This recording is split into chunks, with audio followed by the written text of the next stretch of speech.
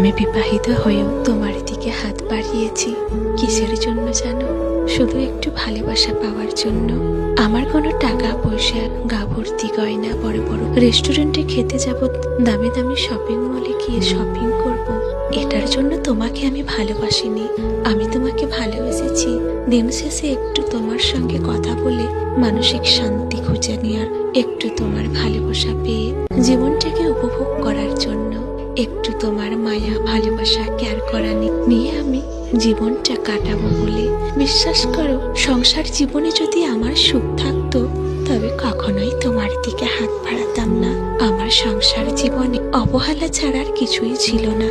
স্বামীর ভালোবাসা কাকে বলে আমি জানি না।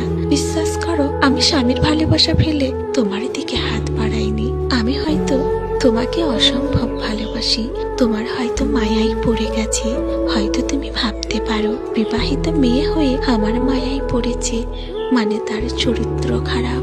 যে নারী স্বামী থাকতে দ্বিতীয় পুরুষের মায়াই পড়ে সে আবার কি করে ভালো হয়, তুমি এটাই ভাবতে পারো। তবে বিশ্বাস করো, আমি যখন তোমার মায়াই ভালোবাসায় পড়েছি তখন কোনো চরিত্র খারাপ বলে না, আমার স্বামীর ভালোবাসা ছিল না।